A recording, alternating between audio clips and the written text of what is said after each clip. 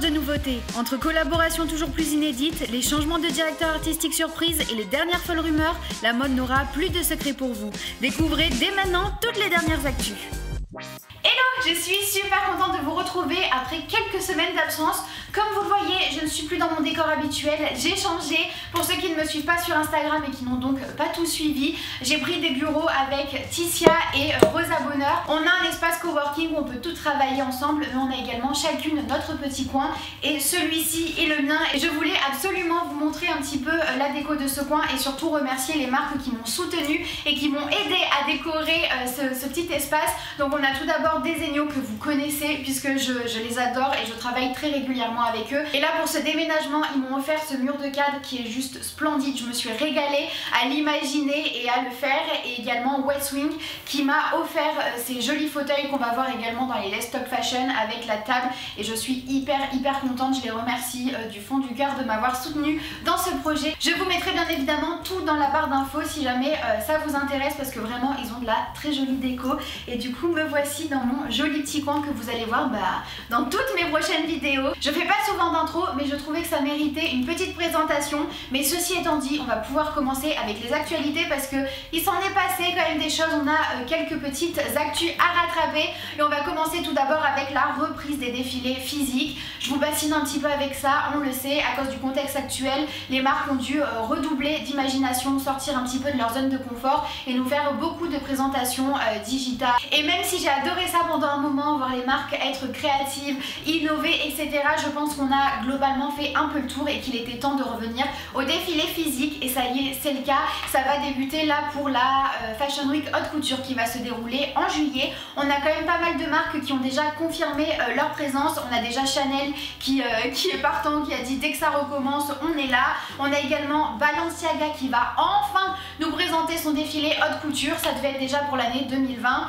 et à cause du contexte, on le sait, ça a été annulé. On n'avait pas spécialement d'infos, on savait pas quand ils allaient nous le présenter. Et là, ça y est, le 7 juillet prochain, on va pouvoir enfin voir la première collection Haute Couture de Demna Gvasalia pour Balenciaga. Ça va être un défilé événement et je suis sûre qu'on en reparlera. Et par la suite, en septembre, on va avoir les Fashion Week prêt à porter. Et on a donc par exemple déjà Tom Ford et Michael Kors qui ont confirmé leur présence. J'ai vraiment hâte de voir tout ça. On est au rendez-vous, on attend et on reparlera des défilés. Si ce n'est pas ici, ce sera sur mon compte Instagram. Donc n'hésitez vraiment pas à me suivre, surtout que si vous aimez les actus mode par exemple, je vous fais des petits réels où je vous parle des actus mode de façon spontanée. En story également, on parle des actus, on parle des défilés, on parle des red carpets. Donc n'hésitez pas à me rejoindre là-bas. Autre bonne nouvelle, le Met Gala aura bien lieu cette année. Vous le savez, c'est ma cérémonie favorite et donc je suis hyper heureuse de cette nouvelle.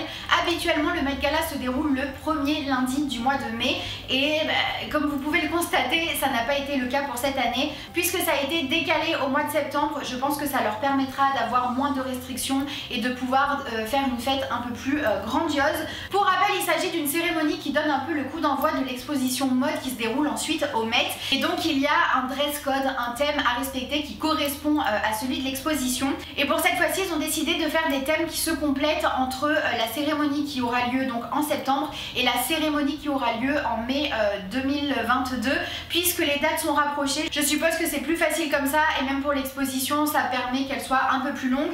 Donc le thème global, on va dire, c'est la mode américaine et en septembre, ce sera en Amérique lexique de la mode et en mai 2022, ce sera en Amérique anthologie de la mode. Honnêtement, c'est un thème que j'aime plutôt bien. Il y a plein de choses à dire, il y a plein de choses à voir et à faire sur la mode américaine. Que ce soit des marques un peu plus historiques ou au contraire des marques assez récentes, assez nouvelles. Il y a plein de jeunes créateurs en Amérique. Je pense qu'il y a beaucoup de choses à faire, beaucoup de choses à présenter. Donc j'ai vraiment hâte. Et on a comme d'habitude également des coprésidents. Rappelez-vous, j'allais dire l'année dernière, mais non, du coup c'était il y a 2 ans. Il y avait entre autres Harry Styles et Lady Gaga qui nous ont offert un show d'enfer, qui se sont fait remarquer. On a par exemple Billie Eilish qui a 19 ans, si je dis pas de bêtises, c'est la plus jeune invitée d'honneur de tous les Met Gala confondus, donc c'est hyper cool pour elle. Et en plus de ça, elle devient réellement une icône de mode depuis plusieurs années. Même là avec sa couverture du Vogue anglais, elle était mais juste sublime, magnifique. On la voit sur les red carpet, elle fait toujours des propositions de dingue. Donc là,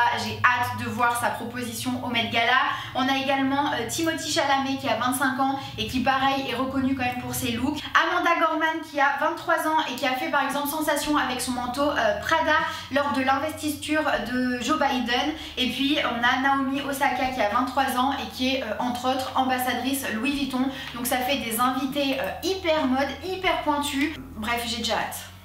Puisque là on parlait du Met Gala qui est en quelque sorte présidé par Anna Wintour, on va continuer avec une actualité sur Vogue avec Vogue Paris qui se sépare d'Emmanuelle Alt. C'est la rédactrice en chef du Vogue Paris, du Vogue français depuis 2011, donc ça fait 10 ans qu'elle était à la tête du Vogue Paris. C'est une personnalité mode qui est quand même assez appréciée, qui est assez reconnue. Souvenez-vous, il y a quelques mois, en décembre dernier exactement, je vous annonçais qu'Anna Wintour avait été promue responsable du contenu global du groupe Condé Nast, qui est donc l'éditeur entre autres de Vogue, mais également directrice mondiale de la rédaction de Vogue International, en plus de s'occuper du Vogue américain. Donc bref, elle est montée en grade et elle a pris le contrôle de dizaines de magazines à l'international et on peut voir que chez Vogue il y a énormément de changements puisque la mesure ne s'applique pas qu'à Emmanuelle Alt mais également par exemple à Olivier Lalanne qui est le rédacteur en chef du Vogue Homme. Il y a également du changement dans d'autres Vogue, d'autres pays, celui du Brésil, de l'Espagne, de l'Inde par exemple.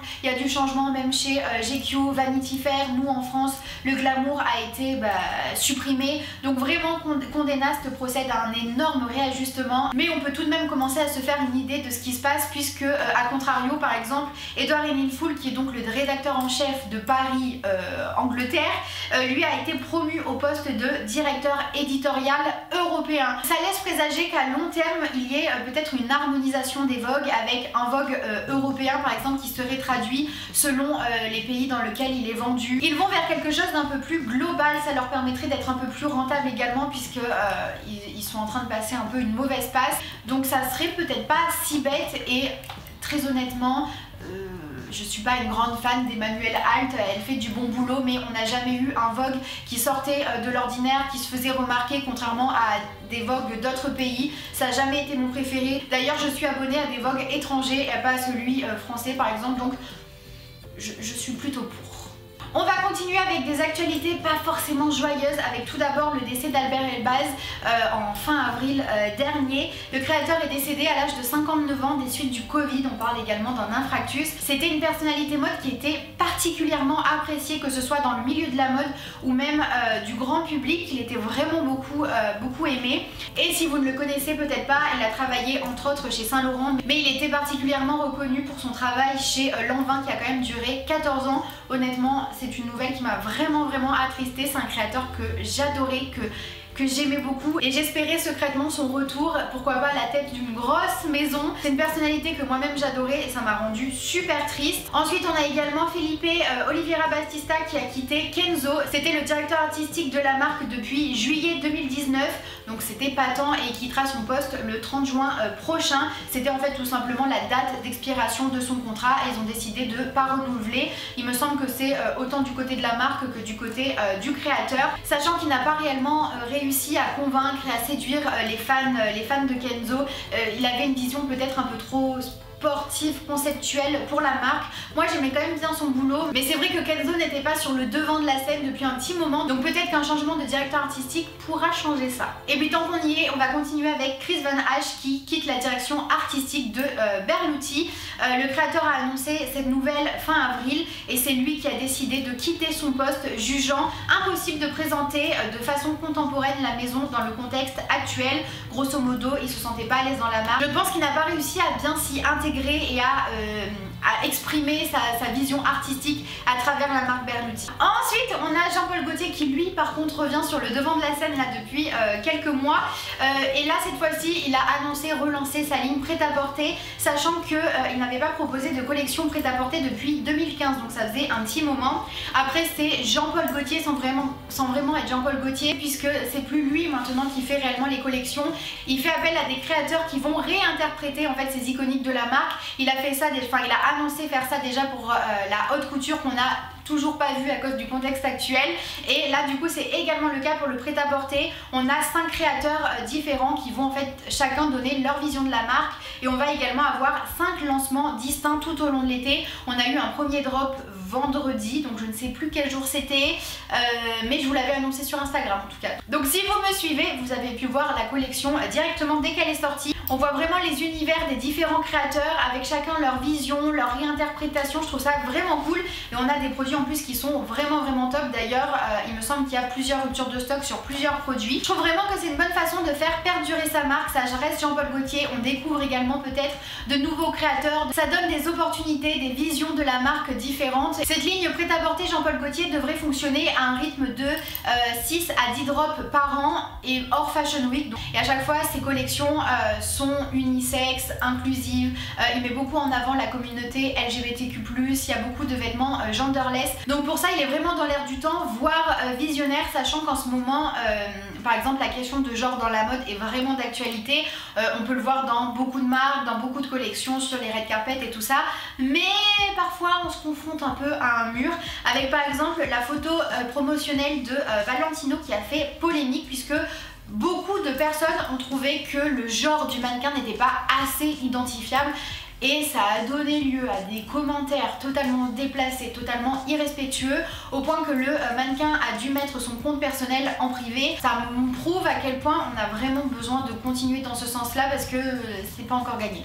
Ensuite on va rapidement parler du défilé Gucci Balenciaga, donc le défilé Aria qui a eu lieu le 15 avril dernier, qui était un défilé événement puisque c'était pour fêter les 100 ans de Gucci. Et Alessandro Michele, le directeur artistique de la marque, a décidé de faire une collection inoubliable, une collection vraiment événement, avec pas mal de clins d'œil à l'histoire de la maison, avec le Savoy Club qui fait référence à l'hôtel The Savoy à Londres où travaillait Gucci, le fondateur de la maison à l'époque. On a également des références à Tom Ford qui a marqué l'histoire de la maison, et on a une sorte de collaboration avec Balenciaga. Alors c'est pas réellement une collaboration dans le sens où c'est pas les deux créateurs qui ont travaillé sur les pièces de cette collection, c'est vraiment Alessandro Michele qui s'est inspiré, qui a voulu rendre hommage un petit peu à Balenciaga. Il explique d'ailleurs quand j'ai vu le défilé Balenciaga par Denmark Vasalia, ça a été une évidence, cela était si sincère et si palpable que j'ai voulu en faire quelque chose. Et ça donne des silhouettes, des vêtements, des accessoires avec le double monogramme superposé qui est juste fabuleux. Je le trouve vraiment magnifique, vraiment très réussi, et je trouve que la collaboration était, enfin la collaboration, vous avez compris, était hyper équilibrée, c'était pas too much, c'était juste ce qu'il fallait. Ensuite, le groupe de K-pop BTS devient le nouveau visage de Louis Vuitton. On le sait, c'est un réel phénomène dans l'industrie musicale, mais également dans la fashion sphère. D'ailleurs, Kim Namjoon, qui est l'un des membres du groupe, a été désigné comme l'une des personnalités les plus influentes dans la mode en 2020, donc c'est pour vous dire. Ils deviennent vraiment les nouveaux visages de la marque, mais ils ont l'air de travailler sur des projets vraiment secrets. Ça a l'air d'aller un peu plus loin que juste devoir porter les vêtements, même si du coup, lors de leurs prochaines apparitions, on devrait les voir habillés exclusivement en Louis Vuitton, et ça a été le cas d'ailleurs lors des Grammys. Et puis on va finir avec des collaborations qui ont eu lieu dans le monde de la mode dernièrement, certaines qui sont déjà sorties, d'autres qui doivent sortir, et on va commencer avec la collaboration entre le collectif MSCHF et l'artiste Lil Nas X, qui ont tous deux sorti une paire de baskets collector satanique. C'était une paire de baskets qui était disponible en 666 exemplaires exactement, et qui contenait une goutte de sang humain dans la semelle. Honnêtement c'est pas trop mon truc, mais manifestement ça s'est quand même très bien vendu. Elle était proposée au prix de 1000 $, mais le problème, outre le fait qu'il y ait du sang humain dans la basket, c'est qu'il s'agissait de la célèbre Air Max 97, donc de chez Nike, et que Nike n'a jamais donné son accord pour faire cette chaussure. Après, le collectif est réputé pour ça, prendre des produits connus et les customiser, on va dire. Sauf que là, comme il y avait vraiment ce côté satanique qui a été vachement pointé du doigt, Nike a très vite réagi. Ils ont porté plainte contre le collectif, et finalement ils ont trouvé un terrain d'entente. Bien évidemment la basket a arrêté d'être vendue, et surtout la marque a proposé aux acheteurs de pouvoir la renvoyer et de les rembourser, mais les acheteurs avaient également le droit de garder la basket et au final tout le monde est content, les clients ont pu garder leur basket s'ils le souhaitaient, surtout que je pense que la basket vaut maintenant un petit peu plus cher. Nike a fait savoir qu'il n'avait rien à voir avec cette basket et que ce soit le collectif ou l'artiste, ils ont tous les deux fait le buzz, sachant qu'à ce moment-là Lil Nas X avait sorti également un clip satanique qui a fait un peu polémique, donc ça a fait un énorme buzz autour de lui et je suppose que c'était le but. On a ensuite une collaboration que je vous ai déjà annoncée sur Instagram, donc vraiment n'hésitez pas à me suivre, je vous ai fait un petit réel et tout sur cette collab, puisqu'on a Kid Cudi qui est venu habillé d'une robe off-white lors d'une de ses prestations. Il a fait sensation puisqu'il brise les codes du genre et on en a parlé tout à l'heure, c'est vraiment un sujet qui est au cœur de l'actualité dans la mode et c'était l'occasion également d'annoncer une future collaboration entre donc Kid Cudi et Off-White et il y aura du coup la robe disponible dans cette collection, mais pour l'instant on n'en sait pas plus, on ne sait pas ce qu'il y aura dans la collection, on ne sait pas quand ça sortira, on ne sait rien. Et puis on va finir avec la collaboration entre Gap et Yeezy qui a été annoncée l'année dernière, en juin 2020 environ, même peut-être un peu avant, et là on a eu quelques nouvelles qui sont pas vraiment officielle. Normalement cette collaboration devrait sortir fin juin 2021, donc je voulais quand même vous l'annoncer dans cette vidéo pour les intéressés. N'hésitez pas à les jeter parce que je pense que c'est une collection qui va faire carton et je ne le savais pas, mais c'est une collaboration qui devrait durer dans le temps, qui est vraiment sur le long terme puisque c'est un contrat sur plusieurs années, sur 10 ans, et on a pu voir un peu un avant-goût, un petit teaser on va dire en juillet 2020 puisque on avait pu voir une vidéo avec des essayages. C'est vraiment une collection qui va s'adresser autant aux femmes qu'aux hommes qu'aux enfants, avec des produits assez basiques mais avec la signature Yeezy. Donc si jamais ça vous intéresse, n'hésitez pas à aller regarder ça de plus près et à vous tenir prêt pour fin juin. Donc c'est fini pour cette vidéo, j'espère vraiment que ça vous a plu. J'ai essayé de rassembler vraiment les grosses actus qui ont eu lieu ces derniers temps pour vous faire un petit récap, mais je vais essayer, promis, de reprendre le rythme à une vidéo tous les mois pour vous faire un récap en plus des réels que je vous fais sur Instagram. Si jamais j'ai oublié des actus qui vous paraissent importantes, n'hésitez vraiment pas à les dire en commentaire. Sur ce, moi je vous fais plein de gros bisous et je vous dis à très vite pour une prochaine vidéo.